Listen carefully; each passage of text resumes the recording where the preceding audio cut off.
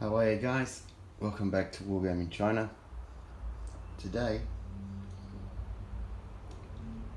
I'm going to have a little ramble about 40mm Bofors type AA guns in Chinese service. Now, the Bofors 40mm was an anti-aircraft gun produced in Sweden from 1932 onward, and it was a very successful design, the Bofors 40mm. It was so successful that it was in service for over 80 years, and it started off service as an anti-aircraft gun platform for the Swedish Navy, and then it progressed until certainly by 1945 the Bofors 40mm would have served on every front in World War II and on every side, because those that didn't produce them certainly utilized captured ones. The Bofors that China received in about 1940, well, it must have been 1940, were listed in some places as 37mm Soviet anti-aircraft guns, but it's fairly certain they didn't get the 37mm ones the Soviets intended to send. The Soviets instead sent about just over 30 Polish manufactured Bofors 40mm guns. Now, I'm not going to go into the differences between the Polish Bofors and the rest of the world's Bofors, because I just don't know them. I'm not an anti-aircraft gun specialist, but there are plenty of docos on the Bofors gun, and as I said, it started off as a dedicated anti-aircraft gun, but by 2010 it was still in service to the United States Air Force on board their C-130 Spooky gunships, and from what I understand, apparently the only reason the Americans stopped using it in their C-130 gunships was because it was getting harder and harder to find the ammunition for it. So they weren't complaining about the utility of the weapon or its performance, they just got rid of them because they couldn't find the ammunition anymore. And ammunition was a problem the Chinese had too. So when these arrived through Soviet aid to China was basically, we'll sell you at very, very reasonable prices and we'll deliver.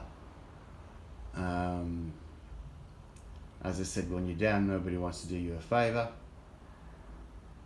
So China had to take these into service. Now, she didn't get very much ammunition for them. In fact, it seems that there were probably less than 50 rounds per gun. So where did they serve? Well, it's hard to know where they would have served. So certainly by 1940, there's 30 odd guns in use, and there's about 1,600 rounds of ammunition. Now that comes from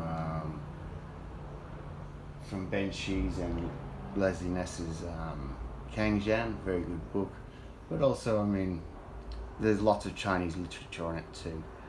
So yeah, very, very little ammo for it.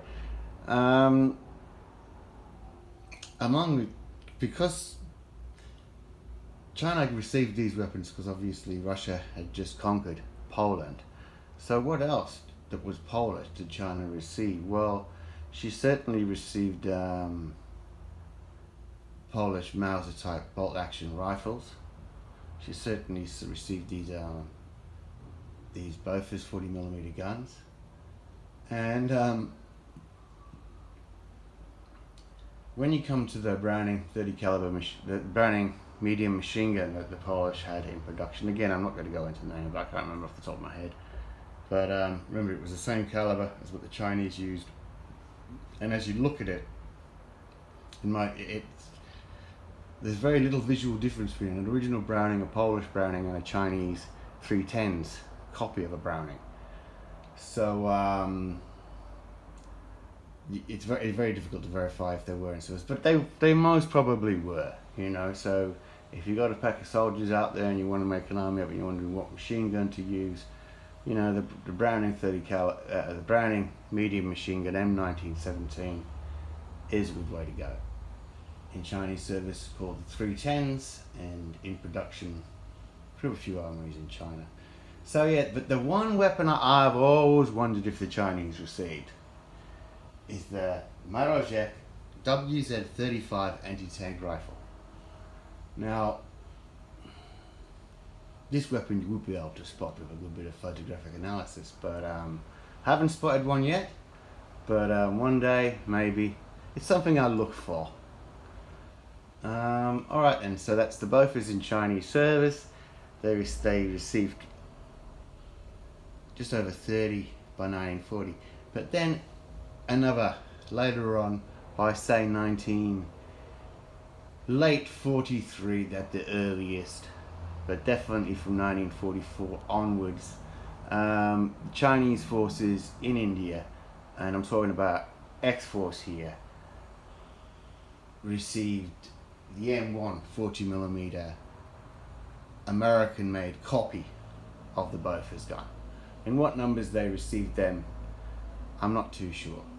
Some references say that they also served with the Chinese army in India, but you know, these are authors. I just do this for fun. Okay then, so that's the Bofors in Chinese service. And remember the war of resistance in China that went from 1931 to 1945, and that meant that by the end of the war with Japan, the Chinese soldier had fought for the longest with the least. Okay, thanks very much. Press like. See you later. Bye.